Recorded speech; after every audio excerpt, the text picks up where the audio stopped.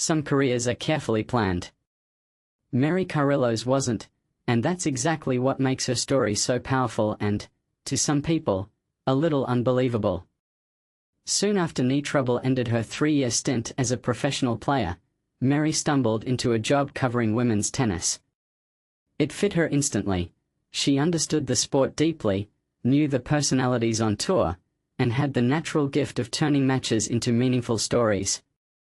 But back in 1980, opportunities were scarce, especially for a woman even thinking about calling men's tennis on television, something that was, frankly, almost unheard of at the time. And this is the part most people miss. The path that looks obvious in hindsight felt completely uncertain in the moment. In those early years, the 1977 French Open mixed doubles champion pieced together a living. She coached, working under legendary coach Harry Hopman, wrote whenever she could, and grabbed occasional broadcasting assignments when they popped up. To her, it didn't feel like a grand plan or a real career. It was more like a side gig she pursued because she loved the game and needed to stay close to it. She openly describes that period as a time when she was simply doing what she could, not mapping out a future Hall of Fame resume. What followed would have sounded ridiculous if she had predicted it. She went on to call not only women's matches but men's tennis as well, cover 16 Olympic Games, and spend 27 years on the widely respected TV news magazine Real Sports with Bryant Gumbel. Along the way came 6 Emmy Awards, 3 Peabody Awards, and a reputation as one of the most insightful and warm voices in sports broadcasting. But here's where it gets controversial. Carillo herself still frames it all as an unexpected twist rather than something she deserved or saw coming.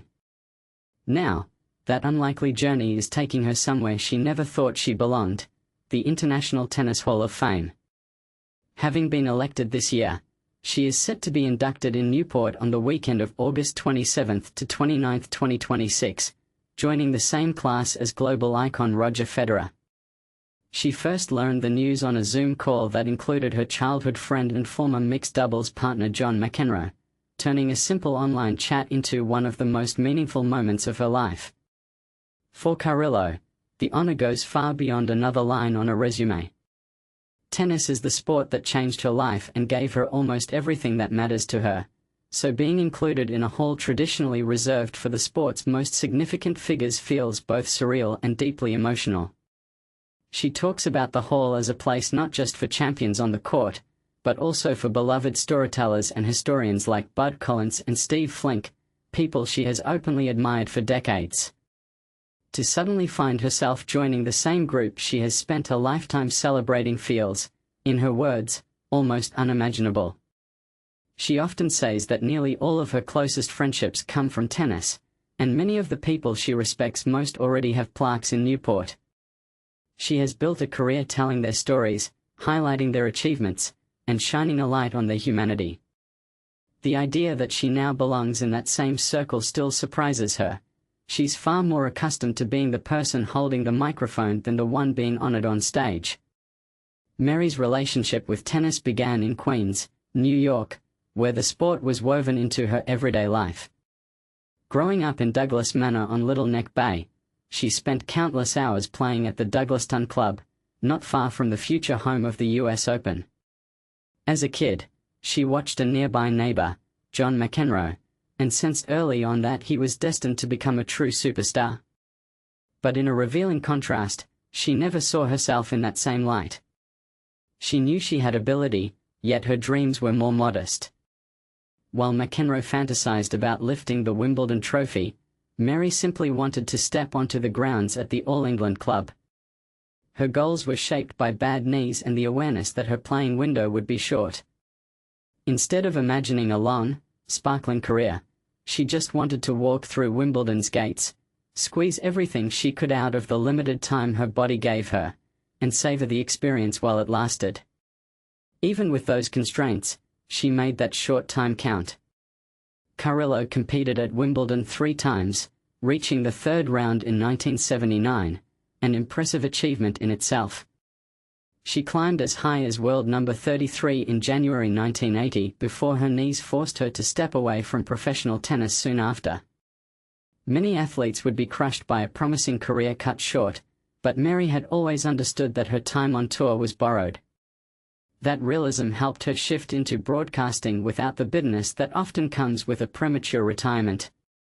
Talking into a microphone, breaking down points, and exploring the emotional lives of athletes from every corner of the world came naturally to her. She may have been new to broadcasting as a profession, but she was never new to storytelling. Ironically, she has joked that she felt far more nervous playing big matches than she ever did commenting on them. On air, she felt grounded. She knew the tactics, understood the pressures, and could read players' personalities in a way that made viewers feel like insiders. Still, being articulate about sport is not the same as mastering television. The technical side, doing stand-ups on camera, asking sharp but empathetic questions, balancing short sound bites with real conversations, had to be learned like any other craft. Carillo leaned in, studied, practiced, and refined those skills until they became second nature. Over time, she went from match analyst to a versatile storyteller, contributing everything from on-the-spot analysis to deeply reported features and long-form documentaries, including award-winning work on projects like a Billie Jean King documentary that earned critical acclaim. To keep growing, she had to step beyond the comfort of tennis. That meant learning entirely new sports, some of them dramatically different from anything she knew, like luge and bobsled, which she covered extensively at Winter Olympic Games. Far from being a burden, that variety energized her. It allowed her to spotlight athletes in lesser-known sports, people who rarely get the primetime attention their dedication deserves. Through those assignments, she kept returning to what she calls her favorite part of the job, discovering and celebrating the athletic heart that drives competitors in any arena. Her schedule remains packed. She recently lent her voice to the 2025 National Dog Show, set to air on Thanksgiving at noon on NBC, a project she openly adores because it gives viewers something joyful and light to enjoy together. She is also scheduled to be in Italy in February to cover the 2026 Winter Olympics, once again stepping into the global spotlight to share stories that fans might otherwise never hear. But here's where it gets interesting. Even as she continues to work at the highest levels, she's deeply aware of how age and gender shape opportunities in media. Now approaching 70, Carillo speaks candidly about the realities facing women in television as they get older. She knows the industry's obsession with younger and newer, and doesn't pretend it doesn't exist. At the same time, she's unapologetically pragmatic. She understands the business, but she also knows she still loves what she does. Her goal is simple and boldly stated: to keep telling stories, whether through documentaries, long-form pieces, or other formats, for as long as people will listen. Outside of work, her priorities are shifting in a way many people at her stage of life will recognize. Her mother is 95, her father is nearing 100, and her daughter is expecting a third child, which means there are now 4 generations of Carillos spending time together in Naples, Florida. With her characteristic humor, Mary jokes that might be 1 or 2 generations too many, but beneath the laugh is clear gratitude. She is carving out more time for family, cherishing the chance to be present for moments she might once have missed while traveling the world. She fully expects that a big part of her future will involve telling stories not into a camera, but to very small listeners, her grandchildren and the other children in her orbit. The same storytelling instinct that captivated TV audiences will now be redirected to bedtime tales and playful conversations. She seems genuinely delighted by that prospect, seeing it not as a step down from television, but as another meaningful stage in a life built around narrative. Next summer in Newport, she will add yet another chapter when she stands before an audience and reflects on a career that has given depth and texture not only to tennis, but to women's sports and sports broadcasting more broadly. The Hall of Fame induction is, in her words, a major upset, the kind of outcome she would normally be on air describing rather than living. Some might even argue, and this is where opinions may split, that her election challenges outdated ideas about who belongs in a Hall of Fame. Is it only for players, or also for those who elevated the